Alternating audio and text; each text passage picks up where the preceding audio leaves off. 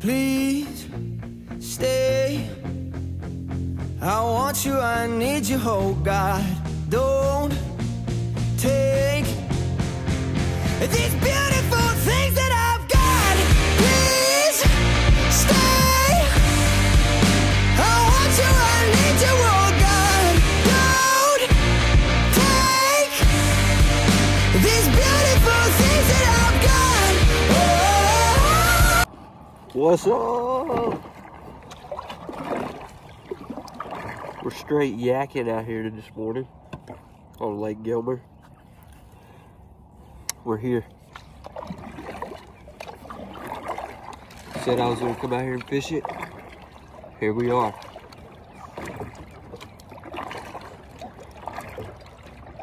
A few boats this morning. Wonder if they saw my video. Doubt it.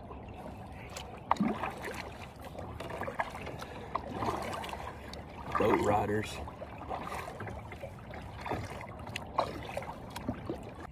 Here, fishy, fishy, fishy. I think that works right.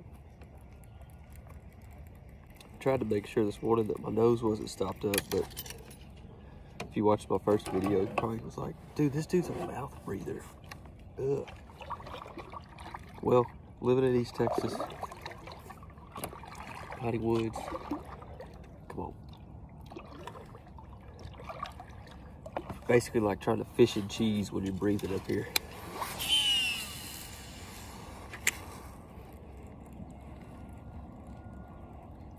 But we got a good sunrise going on. Let me check that out. Wow. Could catch nothing. Be worth it. I get back here and I'm like, if I don't catch something out here, I might as well just stop doing this whole channel.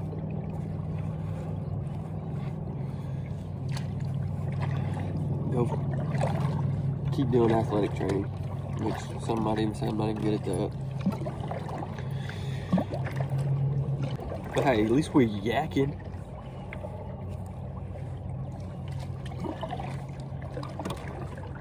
I guess I didn't name the channel East Texas Fishing. Or Catching, I should say. Then we'd be in real trouble. Well, I was over here in this pad area, and that corner is pretty nice. I mean, I started throwing a frog in there, and I was like, man, there's no way I'm not gonna catch something in there. Threw the frog, threw the frog, threw the frog. I even threw it in a whole area over there, nothing. Then I thought, well, let me go back to this swim jig. I threw it out like I was bringing it back in to the pads. And we got this little bad boy. Not too bad. We'll measure him and see how many inches he is.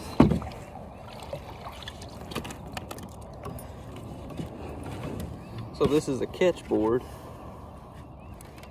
And if you ever want to do kayak fishing in the tournaments, you got to get one. It's Ketch carbonate. And to measure them, you've got to put them on this board. But you got to keep their mouth closed. Close your mouth. Come on, buddy.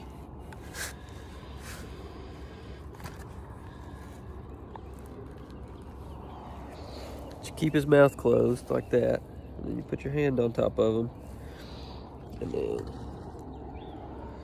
So he's 15 inches. So that'd be 15 towards my count. And then, pro tip on the kayak tournaments, sometimes you can double submit by accident. So always make sure you do that. Video, I'm going back in the water. So you have a timestamp of when they went in the water and when you took the picture of the fish, so you can prove that that's not the same fish. There you go.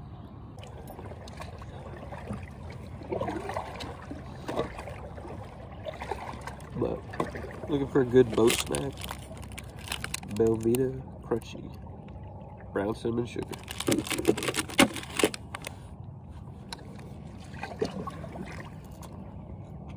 Maybe Harry Styles should make a song about that instead of watermelon sugar. Brown cinnamon sugar. That don't work. So just want to talk about this backlash I got here. So give y'all a little insight if you're using a baitcaster. It happens. But I did it on this rod because it was a little bit easier to do it on. Because it's my baitcaster on a spinning rod. But anyway, so yeah, I can't pull that out, right? So what you try to do is you find where it's, you spin it, you see where this, so this is the line that's going to my pole here, right? So I pull that up, try to find where it's getting caught. And it looks like right there, you can kind of see there's some pieces of line that's over the top. So you just go in, pick that up off of it, and then boom, starts to come out. It's coming out, coming out. And see, I was gonna say, if it doesn't do that again, I was gonna say that. But sometimes it catches again. So you're there, find, see where it's hung. It's usually a loop. So that loop right there, pull that up, make sure it's not overlapping it again.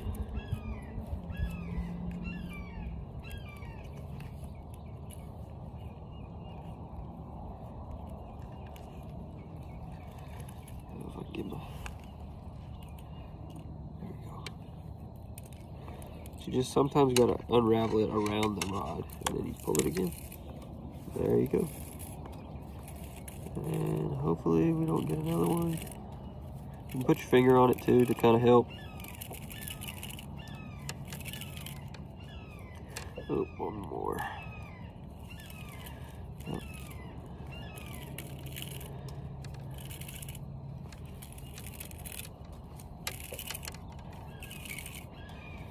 So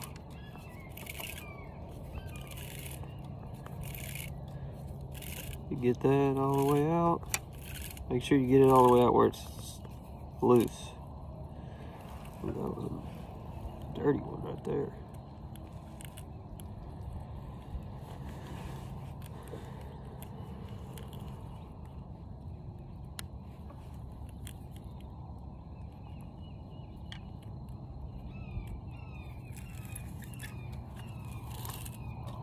So yeah, pulling it out to get all the slack out of it. If you're like me, there might be a fish on the end of this. Anyways, so yeah, then you click it and bring it all the way to you. Oh shoot, big old smack over there. Let's see if we can go catch him. Oh, but then you just kind of put a little tension on it as you reel it in.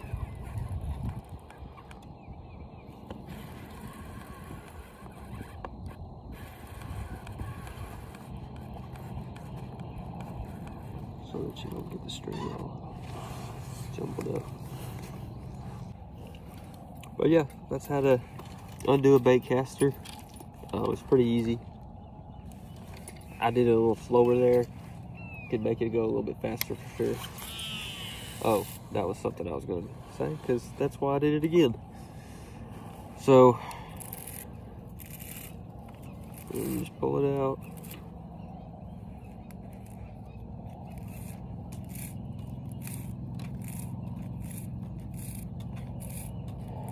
So when you do that, it's telling you to adjust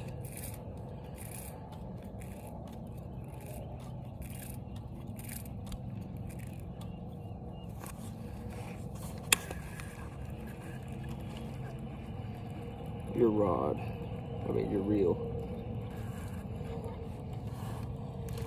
Look at there. Oh wait. It's because of the action here. Makes me think. Anyways, so yeah, so this little knob right here, you turn it up when you start to backlash multiple times. So I'll do it again just to make sure. Hit forward that way to make it tighter, and then yeah, no backlash.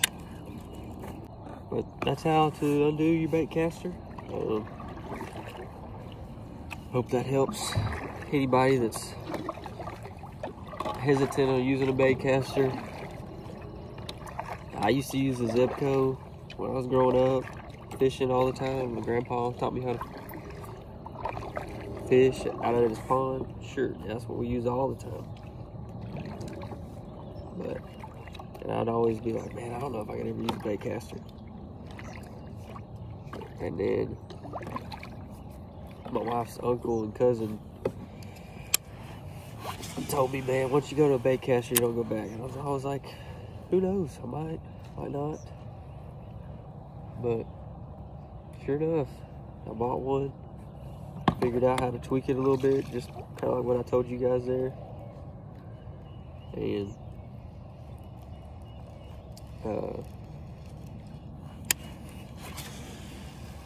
it's just so much more smoother. You don't really see how different a pole feels until you had something with like this medium heavy rod, kind of like what I was just using there, that Zebco Rome spinning rod. Has so much bend on it, and it's almost, you know, you can't tell what's biting, are you hung up on something? So, give the people what they need.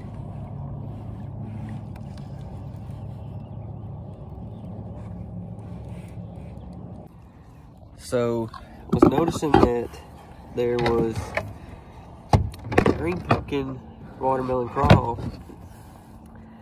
I should have made this adjustment a long time ago, but I noticed that it was not very clear water here.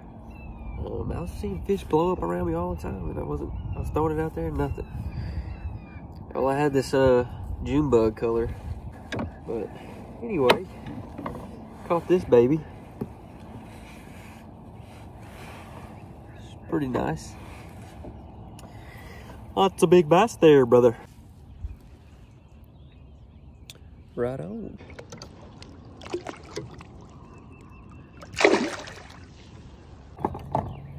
This is my favorite trailer right now. Love it. On this green pumpkin red flake swim jig.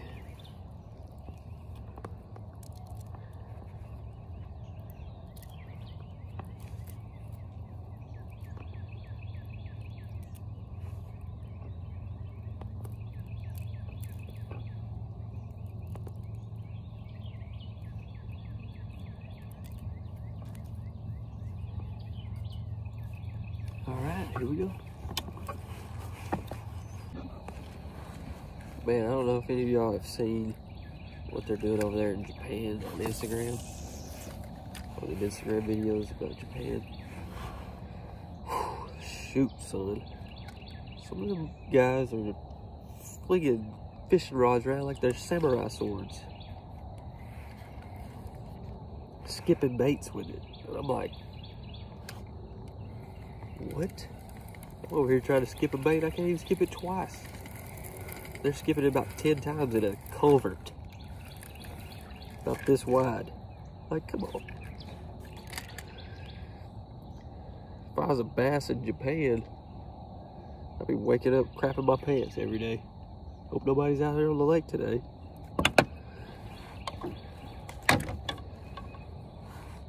No fish is safe there, man. I think I'm joking. Check out this video of them.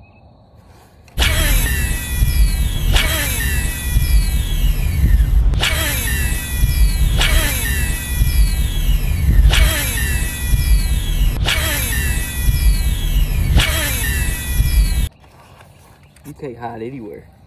I'll tell you that.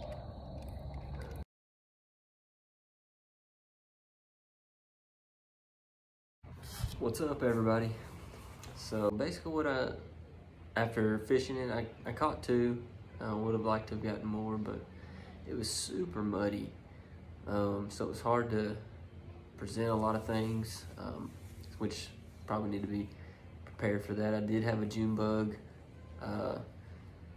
swim jig that I ended up using. That caught me the biggest one I got that day, which was 18 inches. And I caught a 15-incher on the watermelon one, the watermelon crawl that I use. And I caught that one. There was some grown-up vegetation there, and I threw it out and brought it back to it like it was swimming, like I was pretending like it was swimming to that area for safety, and boom, smacked it. I tried to do that a couple more times, didn't get anything else. I threw a frog out there, that monster bass frog I got, the buzz frog. I would have liked to have used that a little bit more looking back on it. I switched up a little bit, tried to make a couple changes.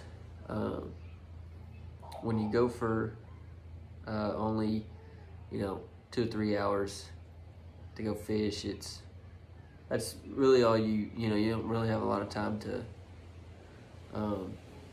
make too many adjustments. So that's kind of what I did there, and I wished I would have kept throwing the frog a little more.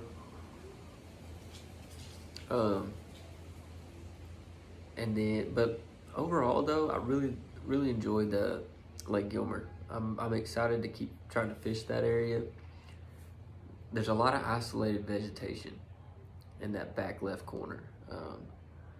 I think what I tried to do too much, there was a lot of north wind recently over the last few days. I was trying to keep up with that, just to kind of see, like, that bait fish gets blown, and or their food gets blown and the bait fish follow it, well then the bass will follow as well. So I was trying to think about that a little bit, which, looking at that, they probably wouldn't have been a ton back there where I went, but I still wanted to try it, which I caught 2.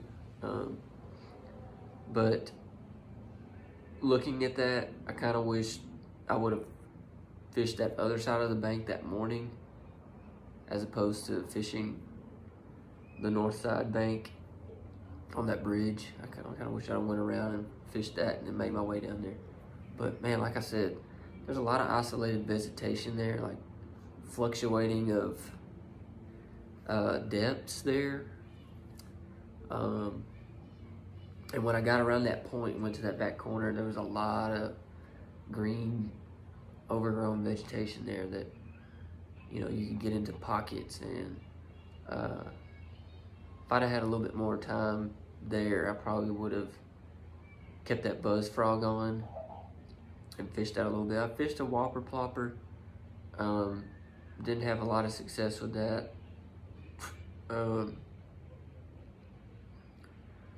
But that swim jig, when I got over there in that other corner, I wished I would have switched to the buzz frog and stayed with that mostly over there. When you got to that back corner, you were messing with about 2 to 6 foot of water. And like I said, there was different areas that had overgrown vegetation, and then there was just some different, I'd like to look at the map and just see what that looks like, but overall, that's what I could tell when I was fishing around there. And I didn't even hit most of it. I mean, earlier that morning, I didn't have a trolling motor to kind of move me constantly. And so fishing and trying to move at the same time didn't really work that well. So I fished a few areas, went to certain spots of that vegetation and threw out there. But like I said, I think it goes along with what I said. I think it's very underrated. I think it's fishing that area, kind of like how I fished Welsh. I think I would like to start trying to do that, try to get out there and go a little bit more often, because it is a good place to kind of learn how to kayak fish, which you get out there, you can get to that left side, and if you get blown a certain direction, you're just in that spot. and then if you're there, you can just go right around into that boat ramp and get back to safety. Because really, you know, it's really about just being really safe when you're kayak fishing, because you get in those bigger lakes and you get blown by some of those heavier winds that you weren't expecting when you first started fishing out. Get later in the day and then boom, oh well, you got 12 to 15 miles an hour wind, and you're trying to go back to the boat ramp, and I mean, I've been there where it's like my adrenaline's pumping trying to get through it. I don't know if I'm gonna, and if you're going by yourself, man, you kind of start thinking, well, crap, who am I gonna call to come get me? So keep that safety tip in mind when you're out there fishing by yourself. Like, if it's gonna get above 10 miles an hour, be sure you got a backup plan. Having a whistle, in case you need to flag down a boater that can take you back to the ramp. But that's why I think, you know, these smaller fisheries are very important when you start getting out to doing this, because, you know, you get around those areas and you get too far from where you're at, you're not gonna be able to make the trek all the way back. So you got to be really efficient right there up front where you're at, where you want to go, where you're dropping in. At least until you get your endurance up to where you feel like you can go further in different spots. But yeah, like I said, I just feel like there's a lot of potential there that I'm looking forward to continuing to fish out in that area. There's some big ones out there, because there's some lake records there that have been broken recently here in the last, I'd say, 5-10 years there. So I'm interested to keep trying to fish that lake. It's going to be one of my regulars, that's for sure. So just keep checking in on these videos as I update. Like I said, yeah, I would have liked the water have been more clear. Probably would have liked to have gotten to that spot a little sooner. Since it was my first time fishing there, it was kind of like, oh, this is what I want to do. There might be some fish on this bank. But going along with the wind that I talked about, I should have went on the other side and fished that more consistently than I did coming in. Should have went around that part quicker, got to that side, and then worked back. And I probably would have liked to got to that morning to that spot that I had wanted to fish initially, where it was fluctuating in the depths, and where I caught two. There was two right there on that point where I caught some fish. It's where I caught the two fish, actually. It was at that point. So probably what I want to do is be better about that, getting straight to that, and then working my way back to the ramp. That's probably what I would do differently if I could go back and do that all over again. But like I said, overall though, 2 fish. At least I didn't get skunked that day. I enjoyed getting out on the water, making a few tips for you guys to look at. Appreciate you guys following my YouTube channel and trying to get more information about these kayak fisheries in the area. And I hope, like I said, I hope you gain knowledge, I hope you gain encouragement or a laugh. So with that, stay yakking.